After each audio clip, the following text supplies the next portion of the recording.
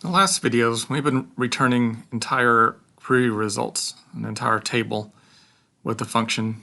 But suppose you've got a program and you have a customer that emails you. Instead of emailing them back, you want to call them on the phone. So you like to be able to put their email address in your program and search and have it display the phone number.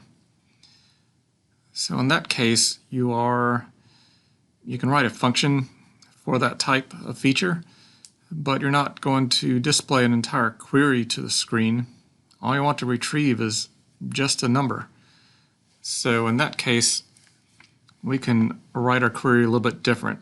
We'll write the query where we can input email addresses, like Mark's here, and it will output a single value instead of a table returned.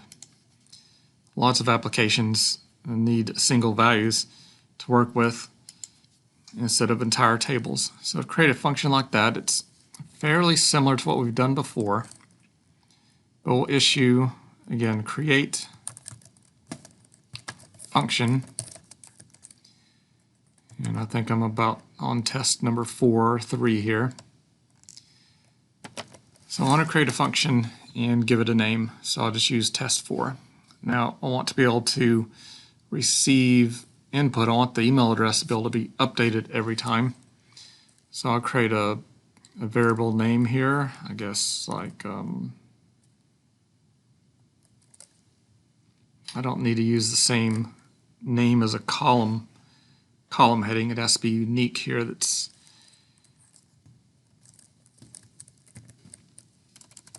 I could use underscore email. Lots of coding languages or SQL coders will just put an underscore in front of something if it matches something that's already pre-created. So I've got an email column already in my database, so to make it unique, but still make it relevant to know what this actually means, I just put underscore email. And then I specify what data type it is. It looks like it is character varying.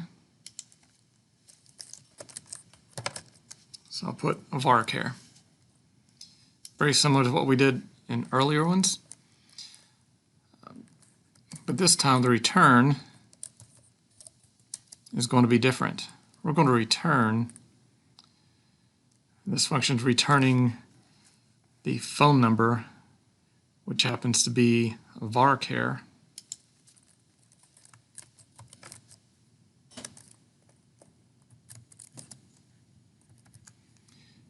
And we'll continue with the as $$.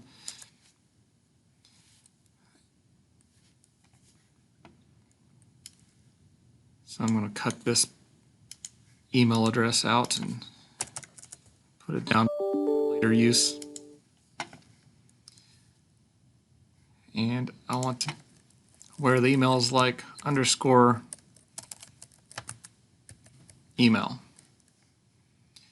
So whenever I type call this test4 and put something inside the parentheses, it'll be called right here after the like statement.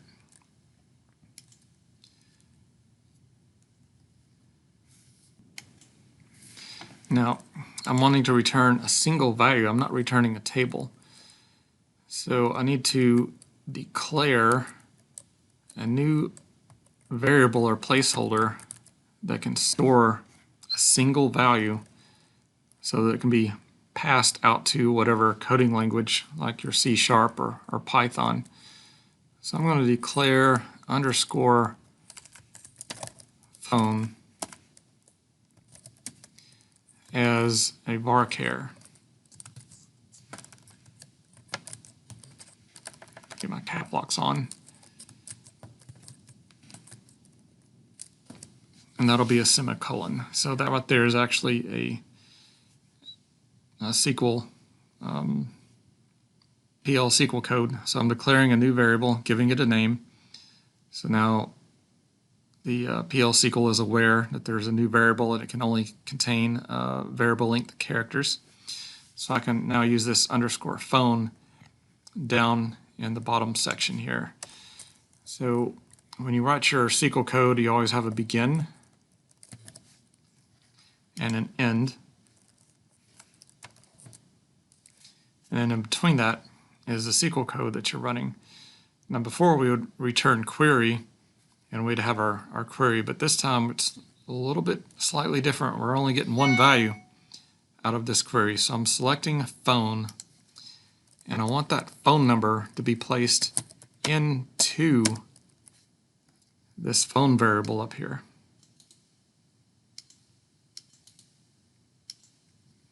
So when I run this select phone from customer, where emails like whatever we type in up here, it's going to retrieve one phone number, and it's going to store it into a variable called _phone.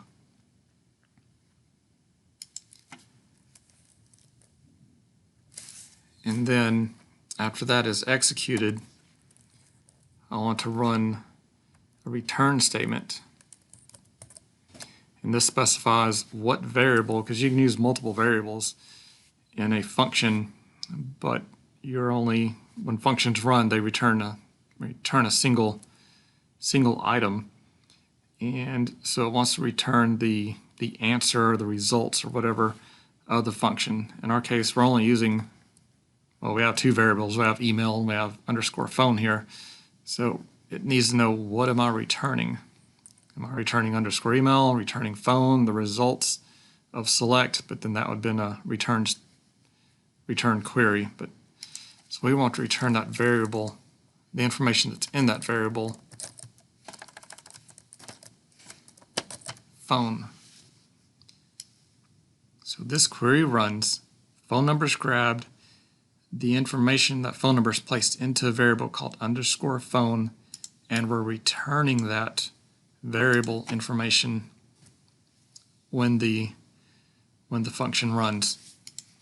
So down here at the end, we'll do the $$ matches, and language is PL, PG, SQL. Well, this right here should be everything we need to create a function that accepts information and then outputs a single variable's information.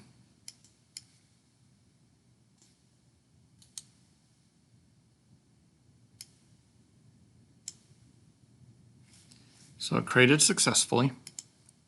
Now let's test it out.